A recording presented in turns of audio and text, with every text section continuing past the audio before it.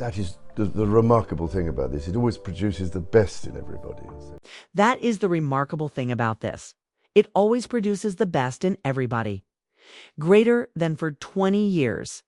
A single paragraph sat quietly inside a royal document no one questioned, drafted in an era before exile, before memoirs, before America, just now. King Charles III has finally read it in full. And what it reveals about Prince Harry is not emotional, not personal, but constitutional. It is a clause that was never meant to be activated, only understood. And now its existence threatens to redefine where royalty ends and consequence begins. The clause no one was meant to read.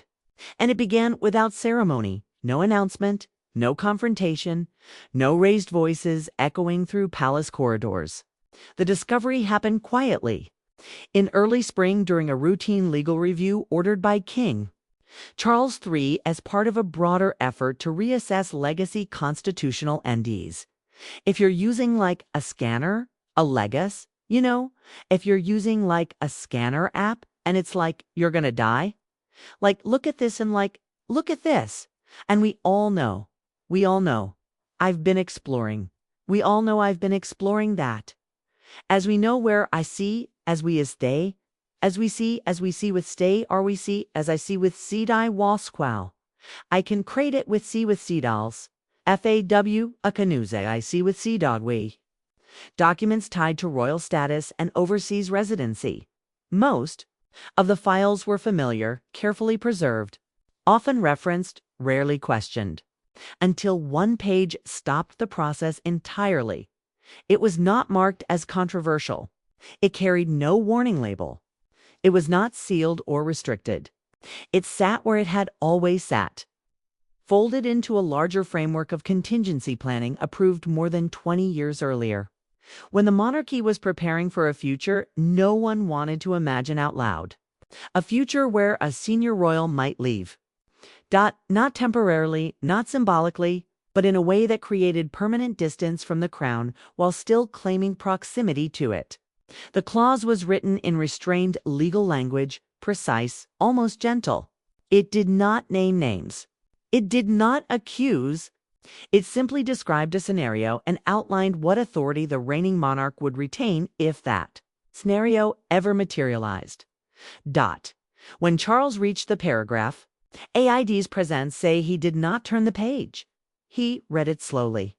Then again, not because it was confusing, but because of how deliberate it was. This clause was not reactive. It was anticipatory. It had been drafted when Prince Harry was still a minor, during a period when palace advisors were deeply concerned about the future pressures younger royals would face in an increasingly global media environment. At the time, those concerns were considered overly cautious, almost pessimistic. Yet here it was, untouched, unused, still binding. What unsettled Charles was not simply that the clause existed, but that it had been approved without resistance. Every required signature was present. Every legal threshold met. The institution had agreed quietly and unanimously that this possibility needed to be addressed long before it ever arrived.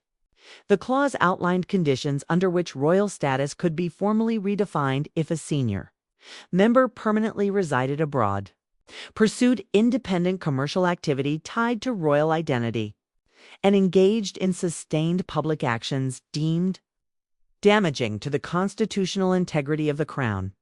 None of those elements alone were enough to trigger it. Together they formed a line. For 2 decades, that line had not been crossed. Or so everyone believed. As Charles sat with the document, the realization was not emotional. It was procedural. The monarchy had prepared for this moment long before he became king. What no one had prepared for was the weight of being the one who finally had to decide whether the clause would remain dormant or become real. Because once read, it could not be unread. And once acknowledged, it could no longer be ignored the year it was buried. To understand why the clause was written at all, it is necessary to return to the early years of the new century when the monarchy was publicly calm but privately unsettled. The world was changing faster than the institution could comfortably acknowledge. Global media was accelerating. Celebrity culture was becoming borderless. The distinction between public service and personal brand was beginning to blur in ways that deeply concerned Senior. Advisors is inside the palace. These concerns were not dramatic. They were procedural. Committees met quietly. Legal reviews were commissioned. Contingency planning expanded beyond abdication and incapacity into areas that had once seemed unthinkable. The question was no longer whether the monarchy could survive scandal. It was whether it could survive relevance without losing authority. At the center of those discussions was succession. Not in the immediate sense, but generationally. Advisors understood that younger royals would grow up in a world where privacy barely existed and where global platforms could amplify a single voice. Beyond the reach of any palace statement, the fear was not rebellion, it was fragmentation. During this period, Prince Harry was still a boy, viewed publicly as carefree and protected. Privately, however, there were early assessments about temperament, press exposure, and vulnerability to external influence. These assessments were not judgments, they were risk analyses. The monarchy does not predict behavior. It prepares for outcomes. It was drafted as part of a larger legal framework that addressed residence, duty, and representation. At its surface, it appeared technical and dull. That was intentional. The most powerful provisions are often the least dramatic. They attract no attention because they are designed never to be used. The year it was approved matters. It came after intense internal debate about how far royal identity could stretch without breaking. Advisors raised a quiet but critical concern. If a royal were to permanently reside outside the United Kingdom, operate commercially using royal association, and openly challenge the institution while retaining symbolic status, the crown would have no clear mechanism to respond. That vulnerability was unacceptable. The clause did not remove titles. It did not threaten exile. It did not even reference punishment. Instead, it reaffirmed the authority of the reigning monarch to redefine the use and scope of royal status under specific cumulative conditions. It was not aggressive. It was defensive. When the documents circulated for approval, there was little objection. Queen Elizabeth II understood the necessity of preparation, even for futures she hoped would never arrive. King Charles III, then Prince of Wales, supported the framework quietly. He believed stability was built not by reaction but by foresight. One person read the clause carefully. Prince William was old enough to be briefed, not in detail, but in principle. He understood that monarchy was not only about tradition, but about limits. Limits that protect both the institution and the individual. Harry was not informed. That omission was deliberate, not deceptive. The clause was not about him personally. It was about any future royal who might find themselves pulled between duty and autonomy in a world that rewarded exposure. After approval, the document was filed. It did not disappear. It simply settled into the architecture of royal governance alongside dozens of other provisions that existed, only to ensure continuity. Years passed, then decades. Harry grew. He served, he struggled, he married, he became a father. Through it all, the clause remained untouched because the conditions it described had not fully formed. Even when Harry stepped back from royal duties, advisors argued restraint. The clause required permanence, pattern, and sustained action. Not emotion, not disagreement, not distance alone. And so it stayed buried. Not because it was forgotten. But because no monarch wanted to be the one who proved it necessary. Until the present moment forced that question back into the open. Why it stayed hidden. For many observers, the most unsettling part of the clause is not what it allows, but how long it remained unused. 2 decades passed while the monarchy transformed, fractured, and adapted. Yet the provisions stayed untouched. That was not negligence. It was restraint. The monarchy survives by delaying irreversible decisions for as long as possible. Power is not exercised at the first sign of strain, but at the moment when inaction becomes more dangerous than intervention. For years, every development involving Prince Harry fell just short of that threshold. When he left formal duties, the palace framed it as a pause rather than a rupture. Language mattered. Advisors believed that once words like permanent and severed were used, they could not be withdrawn. The clause required clarity. The institution chose ambiguity. Residence was the first test. Harry moved abroad, but not in a way that initially appeared fixed. There were discussions of time divided between continents.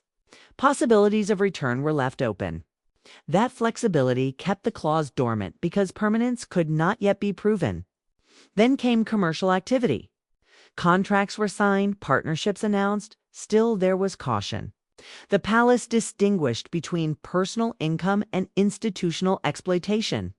As long as Harry avoided explicit use of royal authority, advisors argued that the threshold had not been crossed. Public criticism was the most sensitive element. Disagreement has always existed within the royal family. Even frustration can be absorbed. What the clause anticipated was something different. Sustained public narratives that challenged the legitimacy, fairness, or moral authority of the crown itself. For a long time, Harry spoke emotionally, not constitutionally. That distinction mattered more than the public understood. Emotion can be weathered. Structural challenge cannot. Behind the scenes, advisors tracked everything. Interviews, legal filings, public statements, patterns were mapped, not to punish, but to measure. The clause required cumulative conditions. One factor alone was insufficient. Two might raise concern. All three together would demand action. Still, Queen Elizabeth resisted activation. She believed deeply in family containment. For many observers, the most unsettling part of the clause is not what it allows, but how long it remained unused. 2 decades passed while the monarchy transformed, fractured, and adapted. Yet the provision stayed untouched. That was not negligence. It was restraint. The monarchy survives by delaying irreversible decisions for as long as possible. Power is not exercised at the first sign of strain, but at the moment when inaction becomes more dangerous than intervention. For years, every development involving Prince Harry fell just short of that threshold. When he left formal duties, the palace framed it as a pause rather than a rupture. Language mattered. Advisors believed that once words like permanent and severed were used, they could not be withdrawn. The clause required clarity. The institution chose ambiguity. Residence was the first test. Harry moved abroad, but not in a way that initially appeared fixed. There were discussions of time divided between continents. Possibilities of return were left open. That flexibility kept the clause dormant because permanence could not yet be proven. Then came commercial activity. Contracts were signed, partnerships announced, still there was caution. The palace distinguished between personal income and institutional exploitation. As long as Harry avoided explicit use of royal authority, advisors argued that the threshold had not been crossed. Public criticism was the most sensitive element. Disagreement has always existed within the royal family. Even frustration can be absorbed. What the clause anticipated was something different. Sustained public narratives that challenged the legitimacy, fairness, or moral authority of the crown itself. For a long time, Harry spoke emotionally, not constitutionally. That distinction mattered more than the public understood. Emotion can be weathered. Structural challenge cannot. Behind the scenes, advisors tracked everything. Interviews, legal filings, public statements, patterns were mapped, not to punish, but to measure. The clause required cumulative conditions. One factor alone was insufficient. Two might raise concern. All three together would demand action. Still, Queen Elizabeth resisted activation. She believed deeply in family containment as long as disputes could be framed as personal rather than institutional. She felt the monarchy could endure the strain. Her reign had survived far worse by refusing to escalate conflict into doctrine. After her death, the burden shifted. King Charles III inherited not only the crown, but the unresolved questions his mother had chosen to defer. He approached them cautiously. As Prince of Wales, he had supported the clause as a safeguard. As king, he hesitated to become the first to use it. Charles realized the clause was not about Harry alone. It was about the crown teaching itself where its edges were. He also considered his mother. Queen Elizabeth II had approved the clause knowing she might never use it. She believed preparation was not betrayal. It was stewardship. In avoiding activation during her reign, she had preserved unity. In inheriting that avoidance, Charles now faced a different context. What had once been containment now risked collapse of clarity. The moment of realization was not a decision. It was acceptance. Acceptance that the clause existed for a reason. Acceptance that it was written with this scenario in mind. Acceptance that refusing to act was itself an action. Nothing was signed that day, but something shifted. Charles no longer viewed the clause as a dormant safeguard. He viewed it as a responsibility deferred too long. The question was no longer whether it should be considered. The question was when and how. That understanding marked a turning point. Once the king recognized the clause as relevant, it ceased to be theoretical. Every subsequent decision would now be measured against it. Silence became temporary. Delay became deliberate. The monarchy had reached a moment where clarity would soon be unavoidable. And Charles knew that whatever choice he made next would define not only his reign, but the meaning of departure for every royal who followed. Harry's silence and William's warning. What followed the king's realization was not an immediate response, but a pause that carried its own weight. The palace did not brief the press. No statement was prepared. No formal process was announced. Instead, the institution did what it often does in moments of consequence. I watched. During this period, Prince Harry said nothing publicly about the clause. There was no denial because there had been no accusation. There was no rebuttal because there had been no declaration. The silence was notable, precisely because Harry had never been silent before. Privately, however, he had been informed. The communication was careful and procedural. It did not reference emotion or family. It outlined that a legacy provision had been reviewed and that its relevance was now under consideration. There was no threat, no ultimatum, only notice. Sources close to the situation say Harry did not respond immediately. When he did, his reply was brief. He questioned intent. He questioned interpretation. He did not challenge the existence of the clause. That omission mattered within the palace. Advisors interpreted his response as tacit acknowledgement that the boundaries had blurred. The disagreement was no longer about facts, but about meaning. Harry saw his actions as personal truthling. The institution saw them as cumulative public positioning. Between those views sat the clause. While Harry remained silent publicly, Prince William became increasingly direct behind closed doors. His approach differed sharply from his father's, where Charles weighed consequence and legacy. William focused on precedent and continuity. William did not frame the issue as sibling conflict. He framed it as institutional risk. In private meetings, he warned that leaving the clause unused any longer would teach the wrong lesson. Younger royal staff and even foreign governments were watching. If a senior royal could step away, monetize proximity, criticize the crown, and retain undefined status indefinitely, then royal identity itself would become optional. William argued that monarchy is sustained by boundaries more than affection. Love may bind a family, but rules bind an institution. Without clear edges, authority dissolves into personality. He also raised a concern that resonated deeply with Charles. The longer the ambiguity continued, the more any future enforcement would appear retaliatory rather than procedural. Time was eroding neutrality. William's warning was not emotional. It was practical. He pointed out that Harry's silence was itself strategic. By saying nothing, Harry allowed speculation to fill the void. Each rumor, each media analysis further distorted public understanding of where royal authority ended. Silence, William argued, was no longer neutral. Charles listened. At the same time, palace staff began to notice a shift in external perception.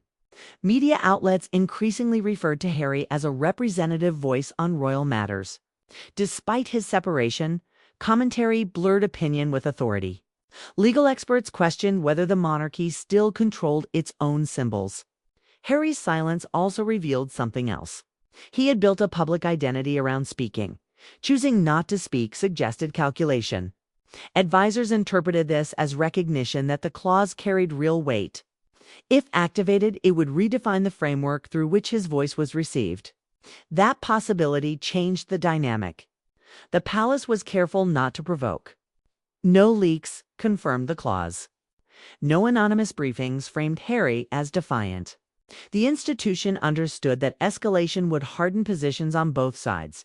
Yet, internally, patience was thinning. Charles found himself pulled between two instincts. One urged restraint, shaped by years of watching conflict escalate when addressed too quickly. The other urged clarity, shaped by the knowledge that monarchy cannot afford perpetual uncertainty. Harry's silence placed the burden of action squarely on the crown. William pressed again, this time focusing on the future. He spoke about his own children, about the world they would inherit, about the rules they would grow up under. If boundaries were not enforced now, they would be impossible to enforce later. That argument landed with force. Charles began to see the clause not as a weapon, but as a line drawn long ago to protect those who remained. Its purpose was not to exile those who left, but to preserve the meaning of staying. Harry, for his part, remained distant. No public acknowledgement, no appeal, no attempt to clarify his position. That absence spoke volumes. It suggested confidence that the crown would hesitate. It also suggested acceptance that the relationship had entered a new phase within the palace. Advisors debated timing. Immediate activation risked backlash. Delay risked irrelevance. The balance was delicate.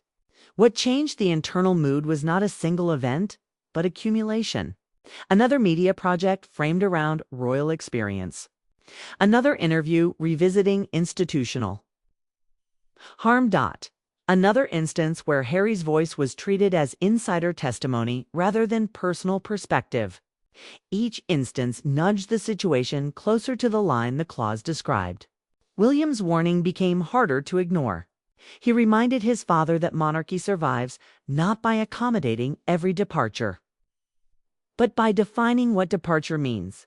Compassion without structure becomes confusion. Structure without compassion becomes cruelty. The clause, he argued, offered structure without malice. Charles began to prepare himself for a decision he had long hoped to avoid. Not because he wished to act against his son, but because he could no longer justify inaction to the institution he had sworn to protect. Harry's silence had removed the illus.